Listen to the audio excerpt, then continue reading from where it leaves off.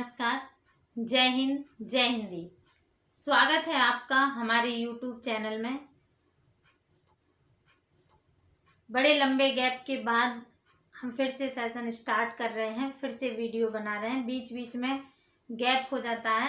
खैर, हिंदी साहित्य का जो टीजीटी पीजीटी के लिए मैंने बोला था रक्षाबंधन के बाद से, पर उसको शुरू होते होते जन्माष्टमी बीत गई, पर अब उसे कंटिन्यू किया जाएगा। जो लोग टीजीटी पीजीटी दे रहे हैं या एलटी ग्रेड या कोई और प्रवक्ता परीक्षा जो हिंदी साहित्य से देने वाले हैं, उनके लिए ये वीडियो तो है ही। साथ ही साथ जो लोग पीसीएस के एग्जाम भी दे रहे हैं, चाहे वो बिहार पीसीएस हो या यूपी पीसीएस हो या कोई और पीसीएस हो जिसमें साहित्य ऑप्शनल हो, इवन आईएएस के ऑप्शनल के लिए भी ये बहुत लाभदायक सिद्ध होंगे। समझाया जाएगा पूरी तरह से। टीजीटी पीजीटी आदि में ये ऑब्जेक्टिव परीक्षाएं होती हैं, तो उसमें ऑब्जेक्टिव आपको, चूंकि लॉजिक जब पता होते हैं तब ऑब्जेक्टिव प्रश्न भी सही बनते हैं। लोग कहते हैं कि उनका तुक्का बहुत काम करता है। तुक्का भी तभी काम करता है जब आपने पढ़ा हुआ होता है, तो आपका लॉजिक काम करता है उस पर। लेकिन अगर पढ़ा हुआ नहीं होता तो फिर लॉजिक भी काम नहीं करता है। और जो लोगों को बीपीएससी 67वीं देना है अभी, उनके मेंस के लिए जो लोग प्रैक्टिस करना चाहते हैं, देखना चाहते हैं, उनके लिए अलग से एक प्लेलिस्ट बनी हुई है बीपीएससी मेंस हिंदी करके। आप वहां जाके हिंदी के वीडियो देख लीजिएगा। लगभग 80-85 वीडियो उस पर पड़े हैं, तो आप वहां से देख लीजिएगा। लगभग सारा सिलेबस उसमें कंप्लीट है। तो आप बिहार के लिए पर्पज से, अगर सिर्फ और सिर्फ बीपीएससी के पर्पज से देखना चाहते हैं तो आप उन्हें देख सकते हैं। बाकी ये जो वीडियो है ये कॉमन हिंदी साहित्य है, जो आपके सारे एग्जाम्स में जहां भी हिंदी साहित्य पूछा जाता है आपके काम आएगा। तो हम आपके साथ आदिकाल के परिवेश पर बात कर चुके थे पिछले वीडियो में। गैपिंग बहुत हो गई है, लेकिन उसके बाद भी प्लेलिस्ट बनी हुई है टीजीटी पीजीटी एलटी ग्रेड ऐसे करके हिंदी साहित्य की। उसमें आप जाइएगा, हम लिंक भी प्रोवाइड करा देंगे इस वीडियो के डिस्क्रिप्शन बॉक्स में। पिछला वीडियो आदिकाल का परिवेश कैसा था, क्योंकि जब आप साहित्य की विशेषताएं लिखेंगे, आदिकालीन साहित्य की विशेषताएं जब बताएंगे, प्रवृत्तियां बताएंगे, तो आपको उसका परिवेश अवश्य पता होना चाहिए। कैसा परिवेश था, क्योंकि जो साहित्य होता है वो जनता की चित्त वृत्तियों का ही परिणाम होता है। तो जब जनता की चित्त वृत्तियों का संचित प्रतिबिंब होता है, तो यानी कि जनता जैसी रहेगी, साहित्य बिल्कुल वैसा ही आपको दिखाई देगा। तो परिवेश जैसा था, साहित्य पर उसका असर 100% होना था। तो इसलिए हमने आपके साथ आदिकाल का किस तरह का परिवेश था और उसका साहित्य पर किस प्रकार से प्रभाव पड़ा, ये हमने आपको पिछले वीडियो में विस्तार से समझाया था। आप उस वीडियो को अवश्य देखिएगा, ताकि आपको ये क्लियर हो सके कि ये विशेषताएं जो आदिकाल की हम पढ़ने वाले हैं, ये हमें कहाँ से प्राप्त हुई, ये कैसे बनी, ताकि आपको क्लियरली समझ में आ जाए कि ये जो विशेषताएं आदिकाल की हैं, ये किस तरह से साहित्य में आई, साहित्य इस तरह का क्यों लिखा गया। तो इसके लिए आप पिछला वीडियो आदिकाल का परिवेश अवश्य देखिएगा। आज हम बात करेंगे आदिकालीन साहित्य की विशेषताएं।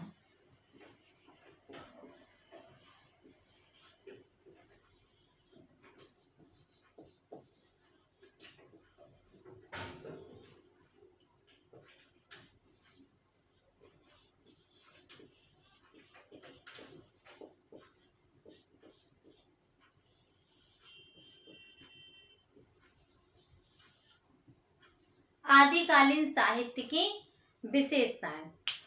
आदिकाल में हमने आपको पिछले वीडियो में भी बताया था, अभी भी आपको फिर से रिकॉल कर देती हूँ, क्योंकि वो वीडियो काफी पहले का हो गया। आदिकाल में आपको 3 प्रकार के साहित्य देखने को मिलेंगे। कितने तरह के? 3 प्रकार के साहित्य आपको आदिकाल में मिलेंगे। साहित्य किस तरह का लिखा गया आदिकाल में, तो देखिएगा आपके 3 प्रकार का साहित्य देखने को मिलता है। एक मिलता है धार्मिक साहित्य, धार्मिक साहित्य। दूसरा मिलता है रासो साहित्य,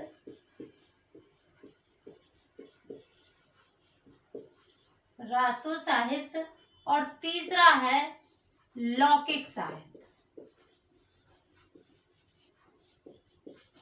लौकिक साहित्य।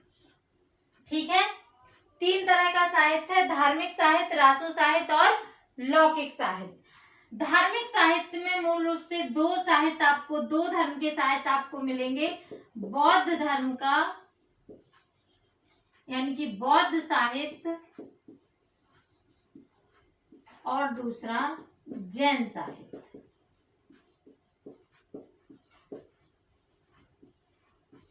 बौद्ध धर्म में आपके सिद्धनाथ वगैरह आ जाएंगे और जैन साहित्य है। ये दो तरह के आपको धार्मिक साहित्य मिलेंगे मूल रूप से। रासो साहित्य जिस प्रकार लिखा गया, इसमें दो तरह के साहित्य की विशेषताएं मिलती हैं, एक वीर रसपूर्ण है और दूसरा श्रृंगार रस। वीर रस और श्रृंगार रस की प्रधानता आपको रासो साहित्य में देखने को मिलेगी और लौकिक साहित्य में आपको मुक्तक मिलेंगे, जिसमें पहेली, मुकरी आदि मिलते हैं। इनकी बात हमने पिछले वीडियो में भी की थी, आज रिकॉल आपके साथ दोबारा किया कर रही हूं। आदिकालीन साहित्य, तीन तरह का साहित्य आपको आदिकाल में देखने को मिलता है।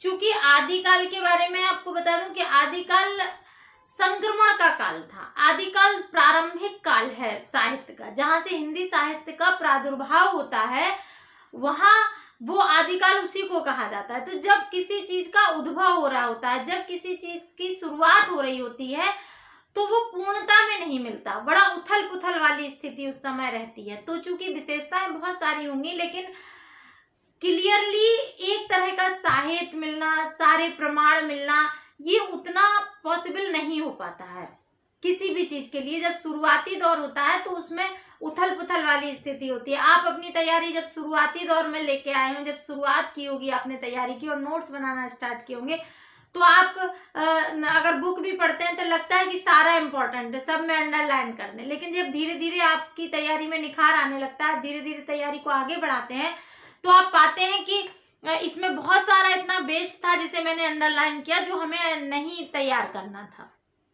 पूरी किताब नहीं रखनी थी, लेकिन शुरुआती दौर में हमें वो सब सही लगता है। उसी तरह से ये साहित्य का प्रारंभिक दौर है और इसमें उथल पुथल वाली स्थिति है। इसमें क्लियरली प्रमाण मिलना सारे साहित्य का संभव नहीं हो पा रहा था।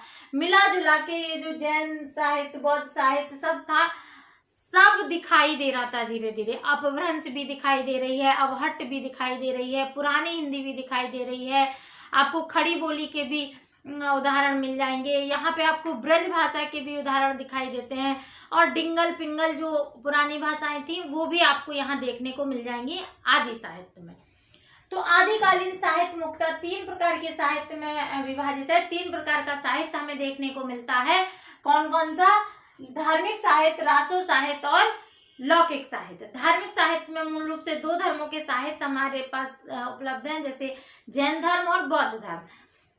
रासो साहित्य में जो आश्रयदाताओं के लिए जो काव्य लिखे गए हैं, जो उनके जो दरबारी कवि होते थे, उन्होंने जो अपने राजाओं के लिए या सामंतों के लिए जो काव्य लिखे हैं, उनके अंतर्गत ये रासो काव्य आते हैं और ये मुख्यतः वीरतापूर्ण या श्रृंगारपूर्ण होते थे।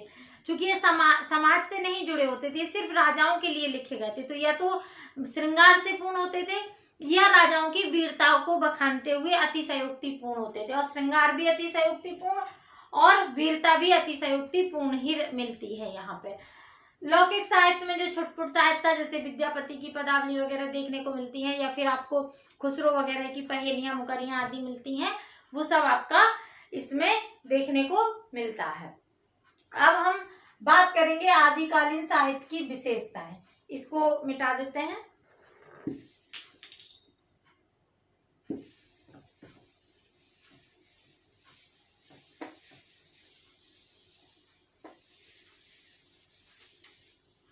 देखिएगा, आदिकालीन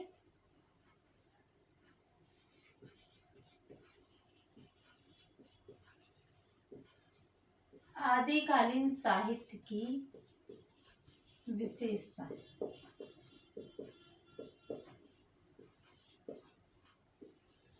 विशेषताएं जब भी हम साहित्य की लिखेंगे तो दो तरह से लिखेंगे। दो भाग में, एक भावगत या संवेदनागत या कथ्य, इसी को कथ्य भी बोलते हैं। दूसरी शिल्पगत। जो पहली बार वीडियो देख रहे हैं, जो हमारे साथ नए जुड़े हुए हैं, जिन्होंने हमारे हिंदी साहित्य के और वीडियो नहीं देखे हैं, उनको बता देते हैं कि जब भी हम साहित्य की किसी भी काल की या किसी भी साहित्य की विशेषताएं लिखेंगे, चाहे वो छायावाद हो, प्रगतिवाद हो, प्रयोगवाद हो, आदिकाल हो, राम भाषा काव्य हो, राम काव्य हो या कृष्ण काव्य हो, कोई भी काव्य हो या गद्य हो, हम हमेशा विशेषताएं भावगत और शिल्पगत में बांट कर लिखते हैं। भाव को ही कथ्य कहते हैं, इसी को संवेदना कहते हैं। क्या अंतर है दोनों में? भावगत संवेदनाएं क्या, भावगत विशेषताएं क्या कहलाती हैं, शिल्पगत विशेषताएं किन्हें कहते हैं, कैसे डिवीजन करेंगे? तो भाव से आप समझिएगा कि भाव जो होता है वो हमारे अंदर का उद्गार होता है, और शिल्प जो होता है वो हमारी बाहरी बनावट बताता है। तो जो बाहरी विशेषताएं हैं जिसमें हमारी बनावट दिखाई जाएगी वो शिल्प कहलाएगा, और जो भाव है, जो हमारे अंदर का स्वभाव है, जो दिखाई भले ना दे लेकिन जो हमारा स्वभाव है, जो दिखता नहीं है, अगर समझने वाला समझेगा, दिखाई नहीं देगा, वो भावगत विशेषताएं कहलाएंगी। तो अगर हमारी कोई विशेषताएं लिखे जिसमें भावगत और शिल्पगत में बांटना हो, तो शिल्प में हमारा बाहरी रूप आ जाएगा कि हमने कैसे कपड़े पहने हैं, हमारी क्या लंबाई है, हमारे बाल कैसे हैं, हमने क्या चश्मा लगा रखा है, ये सारी चीजें किस में आ जाएंगी? ये हमारी शिल्प में आ जाएंगी, ये हमारी बाहरी बनावट में आ जाएगी। और जब हम आंतरिक विशेषताएं यानी कि भावगत विशेषताएं लिखेंगे तो हमारा स्वभाव बताया जाएगा कि हम कैसे बोलते हैं, कैसे चलते हैं, या फिर हमारे अंदर कौन कौन से गुण हैं, हम क्या अच्छा कर लेते हैं, हम पढ़ा लेते हैं अच्छा, या फिर हम खाना अच्छा बना लेते हैं, या फिर हम साइकिलिंग कर लेते हैं, या फिर हम कुछ और कोई भी जो अच्छा वर्क है जो हमारे अंदर के गुणों को व्याख्यात करे, जो दिखाई नहीं दे लेकिन ये समझने वाला हो, जिसे करने पे पता चले, सामने से दिखाई नहीं दे कि ये गुण हमारे अंदर पाया जाता है, वो हमारी भावगत विशेषताएं होती हैं। यही काव्य के साथ होता है। काव्य में क्या होता है कि जब हम काव्यगत विशेषताएं लिखते हैं तो काव्य में जब भावगत लिखेंगे तो भाव उसके क्या होंगे? जो उसको पढ़ने के बाद जो चीजें हम महसूस करेंगे, जो चीजें हमें समझ में आएंगी, वो भावगत विशेषताएं होंगी। और जो काव्य को लिखने की बनावट होगी वो शिल्प में आ जाएगी। जैसे छंद हो गया, अलंकार हो गया, भाषा कैसी है, ये सब किस में आ जाएगा? ये शिल्प में आ जाएगा। लेकिन उस काव्य को पढ़ने के बाद जो हमारे अंदर भाव जागृत होंगे, जो हमें समझ में आएगा, जिस तरह से हमें आनंद मिलेगा, वो चीजें जो हम फील करेंगे वो भावगत विशेषताएं होंगी। ठीक है?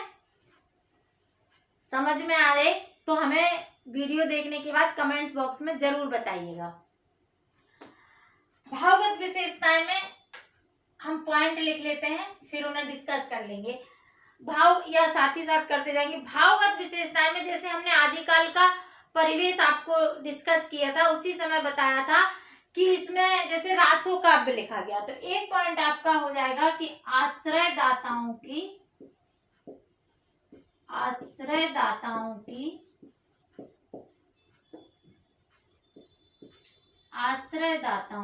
प्रशंसा।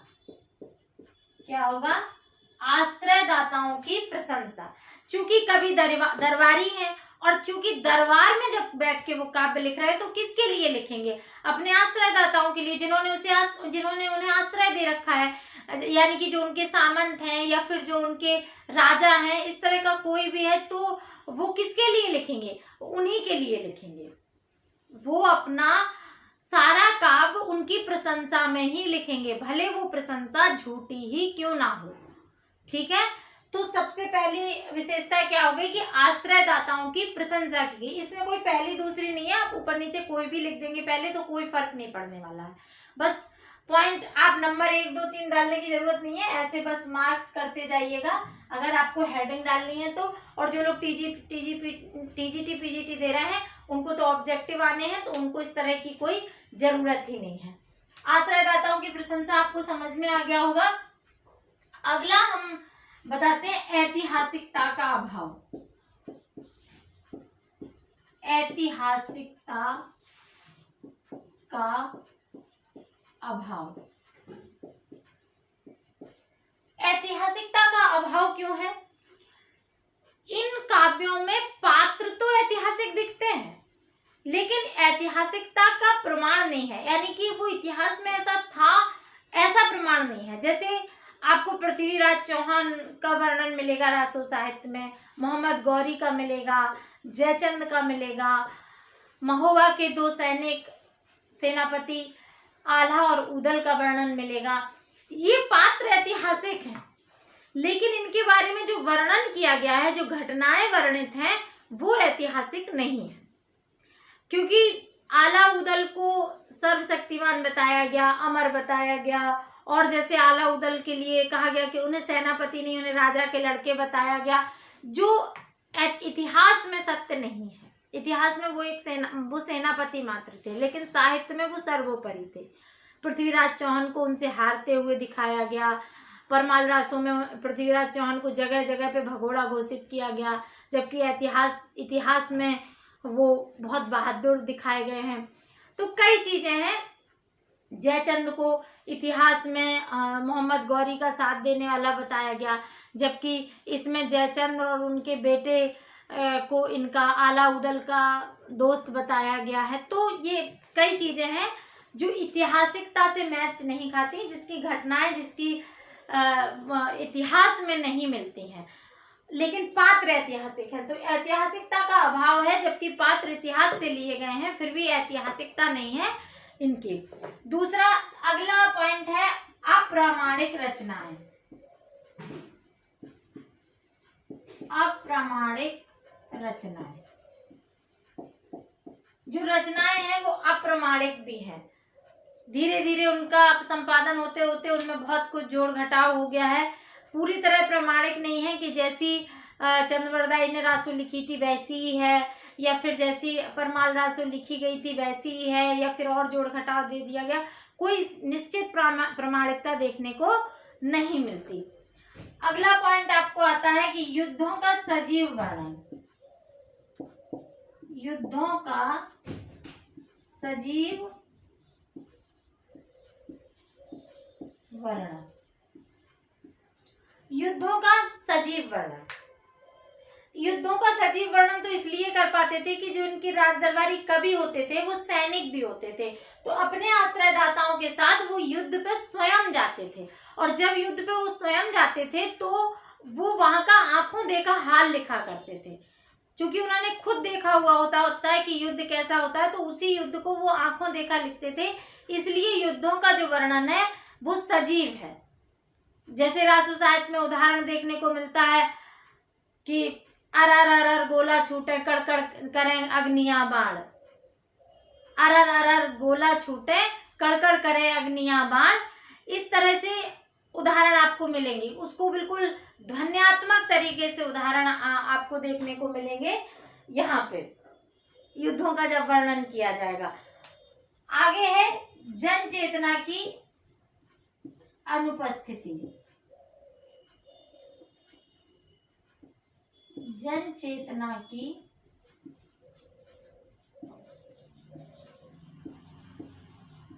अनुपस्थिति क्यों है? क्योंकि ये जो कवि हैं ये आश्रयदाताओं के लिए उनके दरबार में बैठ के कविता लिख रहे हैं, जिनका जनता से या समाज से कोई लेना ही देना नहीं है। जो व्यक्ति समाज में जाता ही नहीं है उसे समाज की परिस्थितियां क्या पता होंगी, वो तो दरबार की परिस्थितियां लिखेगा ना। इसीलिए इसमें जनचेतना का अभाव पाया जाता है।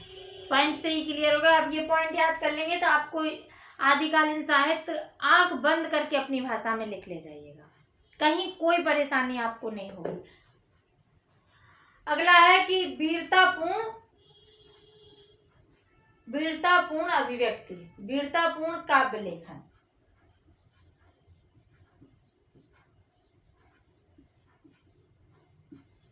वीरता को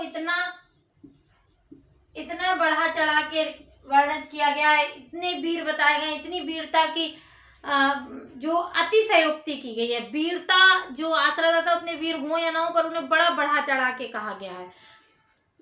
एक को मारे दुई मर जाए, तीसर खौफ खाए मर जाए, चौथा मर जाए लाश देख के, पांचवा बिना मौत मर जाए। मतलब इतने वीर थे, एक को मारते थे तो दो मर जाते थे, तीसरा अपने आप मर जाता था।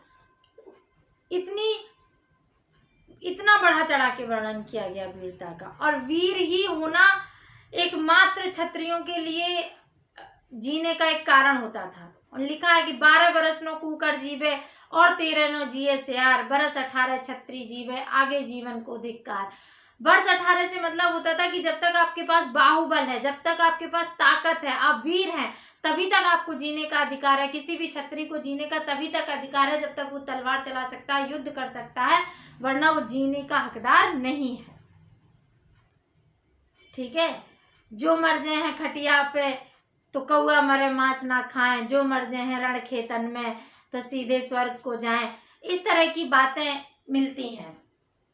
वीरतापूर्ण काव्य लेखन अगला है श्रृंगारपूर्ण। श्रृंगारपूर्ण काव्य, श्रृंगार भी इसकी बड़ी महत्वपूर्ण विशेषता। श्रृंगार में ही आपको दिख जाएगा कि नारी को इनके यहाँ भोग की वस्तु माना गया। नारी भोग्य वस्तु, नारी को यहाँ वस्तु के रूप में दिखती है। नारी भोग्य वस्तु है, सिर्फ एक मनोरंजन का साधन मात्र है। ज्यादातर लड़ाइयां ही हुई हैं जरजोरू जमीन को लेके, यानी कि या तो सीमाएं बढ़ाने के लिए लड़ाइयां हुई हैं, या किसी की लड़की कोई राजकुमारी है, कोई उस राज्य की कोई भी महत्वपूर्ण नारी लड़की है जो उन्हें पसंद आ जाती थी, तो उसको पाने के लिए युद्ध करते थे। जाकी कन्या सुंदर देखी तापर जाए धरी तलवार, जाकी कन्या सुंदर देखी तापर जाए धरी तलवार। इस तरह के उदाहरण आपको देखने को मिल जाएंगे। बहुत जल्द जो लोग पीसीएस देने वाले हैं, जिन टीजीटी पीजीटी में तो इस तरह की ज़्यादा ज़रूरत नहीं पड़ेगी, लेकिन जो लोग पीसीएस दे रहे हैं उनको उदाहरण याद नहीं होते हैं, तो बहुत जल्द हम वीडियो लाएंगे आपको जो सिर्फ और सिर्फ आपको उदाहरण ही बताएंगे और इस तरह बताएंगे कि आपको याद हो जाए, या तो उन्हें गेयता के साथ बताएंगे, इस तरह से करेंगे ताकि आप अच्छे से याद कर सकें। आपको लगता है गायन बहुत जरूरी होता है।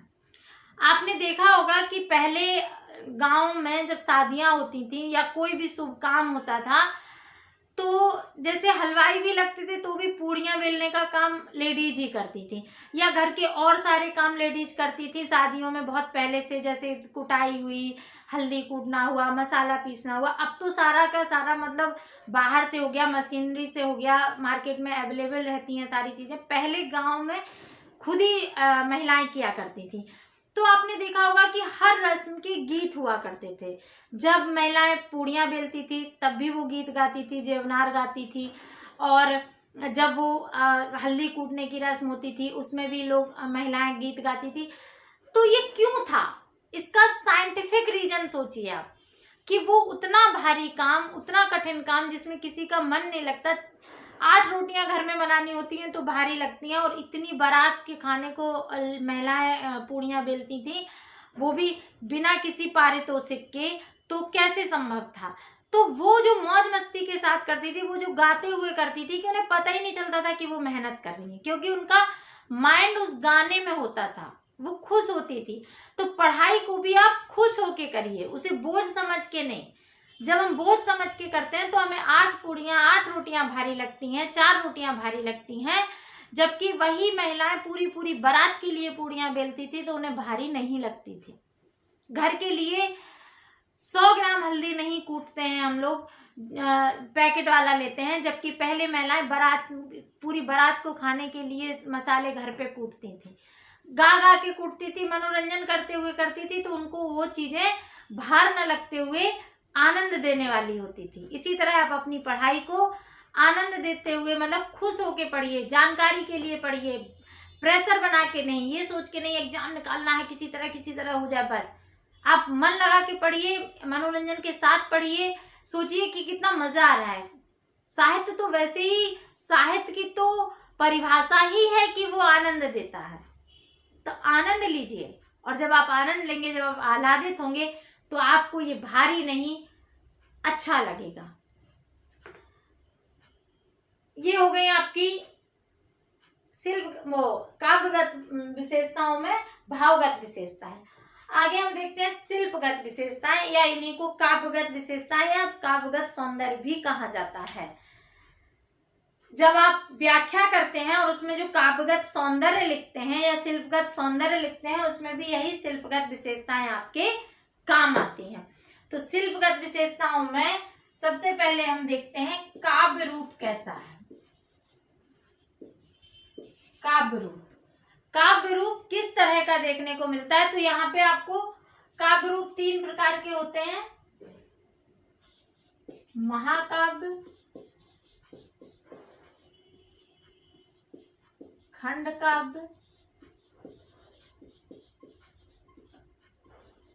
मुक्तक। इन्हें मैं डिफाइन कर देती हूँ। महाकाव्य आपको आदिकाल में मिलेगा पृथ्वीराज रासो,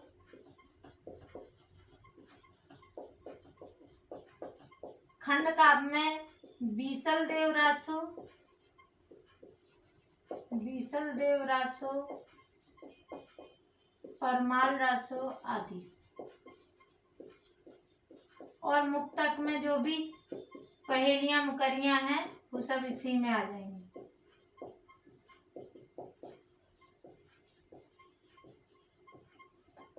ये काव्य के 3 रूप हैं: महाकाव्य, खंड काव्य और मुक्तक। महाकाव्य वो कहलाता है जिसमें जो मेन चरित्र है, जो नायक है, उसके जीवन का संपूर्ण चरित्र जब दिखाया जाता है तो वो महाकाव्य कहलाता है। और खंड काव्य वो होता है कि उसके जीवन की किसी एक अंश की बात की जा रही होती है, तब वो खंड काव्य बन जाता है।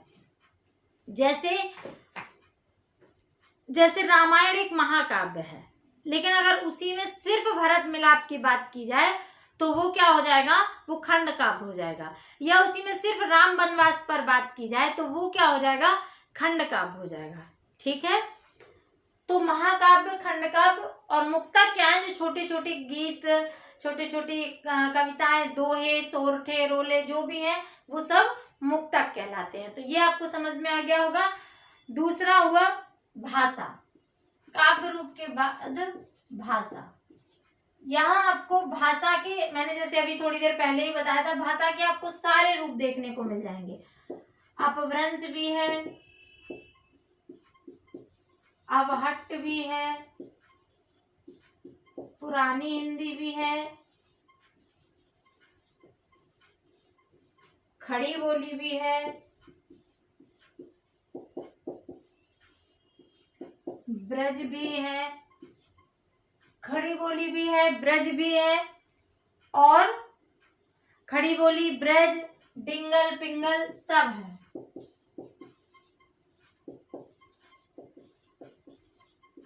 ये आपकी भाषाएं होंगी। छंद विविध प्रकार के हैं, बहुत तरह के छंद हैं इसमें, विविध प्रकार के छंदों का प्रयोग।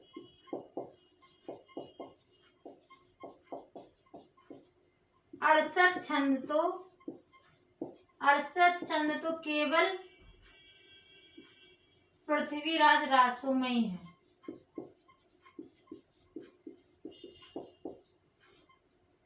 डॉक्टर नामवर सिंह ने कहा है कि चंद तो छन्नों का राजा है। चंद मतलब चंद्रवरदाई। ये उदाहरण भी आप लिख सकते हैं, कोटेशन आप दे सकते हैं इसको। चंद तो छन्नों का राजा है। जिन्हें डिस्क्रिप्शन में डिस्क्रिप्टिव लिखना है उनके लिए ये कोटेशन होगा, और जो पीजीटी टीजीटी देने वाले हैं उनको ये कोटेशन देके पूछ लिया जाएगा कि ये कोटेशन किसका है, तो ये नामवर सिंह का है। रस की तो प्रधानता है ही, आप देख ही रहे हैं, रस के नाम पर ही रासो साहित्य इसी के नाम पर है। रस को रासो साहित्य का कारण मानते हैं कौन? डॉक्टर रामस्वरूप चतुर्वेदी। डॉक्टर रामस्वरूप चतुर्वेदी रस को ही रासो साहित्य का कारण मानते हैं कि रासो साहित्य का नाम रासो क्यों पड़ा, रस की विविधता के कारण। और अलंकार में तो आप हर जगह देख रहे हैं कि अलंकार आपको दो, सबसे ज्यादा यहाँ पे दो रस की प्रधानता है, सबसे ज्यादा वीर और श्रृंगार। कहीं कहीं आपको विभत्स भी मिल जाएगा, जब लास आस की बात करेंगे ये सब मिल जाएगा। और वैसे बहुत सारे रस हैं। अलंकार है अगला पॉइंट। अलंकार में अतिशयोक्ति अलंकार प्रमुख रूप से है।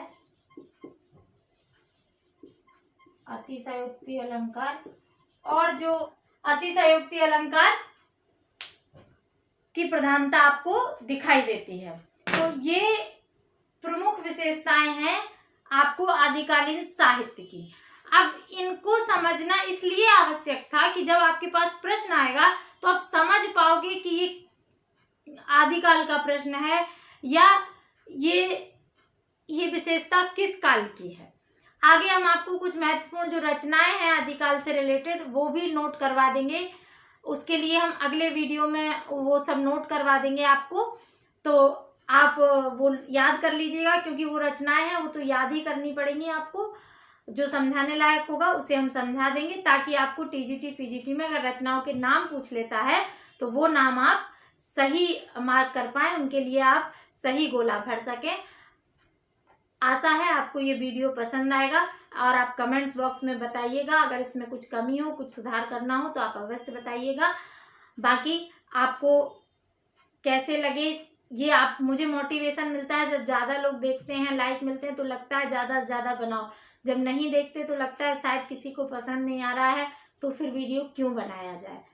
क्योंकि हमारा मूल मतलब हमने शुरू ही इसलिए किया था कि हिंदी साहित्य, चूँकि उस समय हाथ टूट गया था और मैं पहले ऑफलाइन क्लास लेती थी, वो बंद करना पड़ा था, तो फिर लगता था कि बाकी लोग जो क्लास नहीं ले पा रहे हैं उनकी कुछ हेल्प कर सकूं, इसलिए मैंने यूट्यूब पर पढ़ाने का सहारा लिया था। और जिसको फ़ायदा मिला हो, जिसने देखा हो, बहुत अच्छी बात है। अगर किसी को फ़ायदा नहीं भी मिलता तो चूँकि ये फ्री है, आप स्वतंत्र हैं, आप इसे देखें या ना देखें।